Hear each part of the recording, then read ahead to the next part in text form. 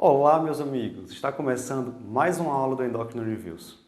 Só que desta vez, nossa discussão vai acontecer aqui, no consultório médico, porque nós vamos atender um paciente que realizou uma tomografia de abdômen para investigação de litíase renal, sendo encontrado, por acaso, um tumor adrenal.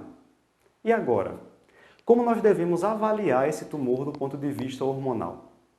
E com relação à imagem, quais características merecem nossa atenção? Ficou curioso?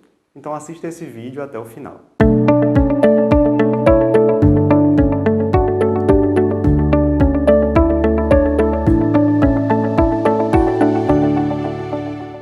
Nosso paciente é um homem de 56 anos que realizou uma tomografia de abdômen para investigação de litíase renal, sendo encontrado também um tumor na glândula adrenal direita que mede 2,5 centímetros.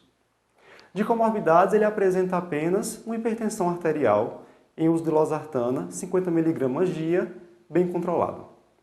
Do ponto de vista conceitual, esse paciente tem um incidentaloma adrenal, que são massas adrenais que tenham pelo menos 1 centímetro descobertas ao acaso, durante exames de imagem realizados para investigação de condições que não possuem relação com as adrenais. A primeira pergunta que passa na nossa cabeça nesse momento é: quais são as principais etiologias dos incidentalomas adrenais? Bem, as mais comuns são os adenomas, e aí podem ser não funcionantes, aldosteronomas, adenomas secretores de cortisol. Temos também feocromocitoma, carcinomas adrenais, metástases de outros tumores malignos e mielolipomas. De todas essas causas, a mais frequente é o adenoma cortical não funcionante. E aí que tá, porque o nosso desafio inicial é justamente conseguir identificar na imagem da tomografia algumas características que apontem para essas etiologias que nós comentamos. A primeira coisa que nós vamos fazer então é solicitar uma tomografia de abdômen com protocolo para adrenal. Esse é um exame mais específico, onde são realizados cortes que permitem uma melhor visualização das glândulas adrenais, além do uso de contraste intravenoso. E agora que já temos esse exame em mãos, temos que ficar atentos a 3 pontos. Em primeiro lugar, tamanho da lesão. Em segundo lugar, a densidade da lesão na fase pré-contraste. E em terceiro, o clareamento, ou washout do contraste intravenoso. Vamos então colocar isso em prática. A gente vai analisar a tomografia que o nosso paciente trouxe. A lesão identificada na adrenal tem um tamanho de 2,5 centímetros. Esse tamanho, abaixo de 3 centímetros, sugere tratar-se de um adenoma, de uma lesão benigna, uma vez que essas lesões geralmente se apresentam com um diâmetro abaixo de 3 centímetros. Enquanto isso, os carcinomas, que são os tumores malignos, têm como aparência mais característica uma lesão acima de 6 centímetros. A densidade pré-contraste desse paciente, dessa lesão que ele tem na adrenal, é de 5 unidades Hounsfield. Bem, quanto menor for a densidade da massa adrenal, isso significa que ela tem uma maior quantidade de lipídios. Os adenomas, que são tumores benignos, eles são tipicamente ricos em lipídios, e por isso eles apresentam uma densidade baixa, um valor de atenuação na tomografia sem contraste geralmente menor que 10 unidades Hounsfield. Enquanto isso, as lesões malignas, os carcinomas, tipicamente se mostram com uma densidade maior que 25 a 30 unidades Hounsfield na tomografia sem contraste. O terceiro ponto a ser avaliado é o clareamento, ou washout do contraste intravenoso. O nódulo desse paciente apresentou um washout absoluto de 66%. Mas o que isso significa, Ícaro? Bem, após a administração do contraste intravenoso, os adenomas, as lesões benignas, tendem a apresentar uma perda do realce, ou seja, um washout mais rápido do que as lesões não adenomatosas.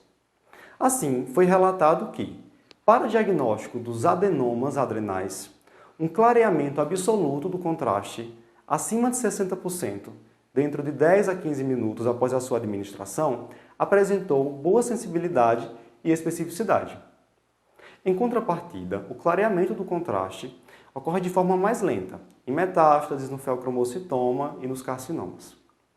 Bem, depois de analisarmos as imagens desse paciente, nós temos que responder a uma outra pergunta.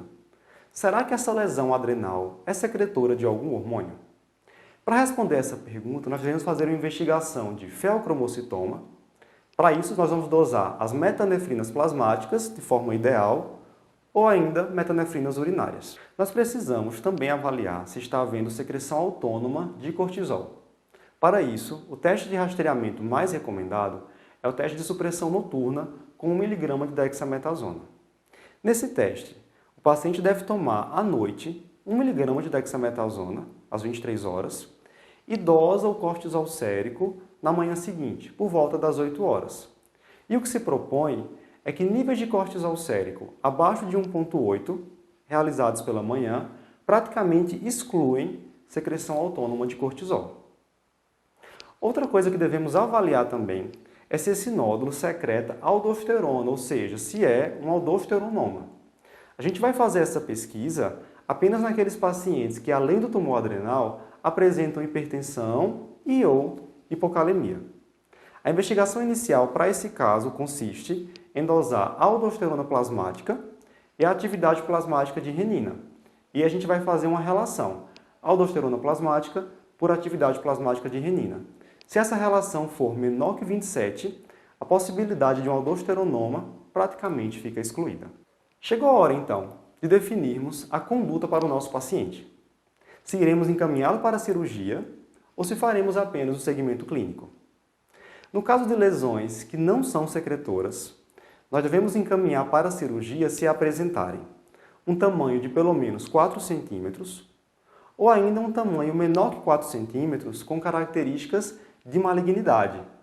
Ou ainda, aquelas lesões que não têm características de malignidade, que são pequenas, mas que vêm apresentando um crescimento significativo durante o acompanhamento.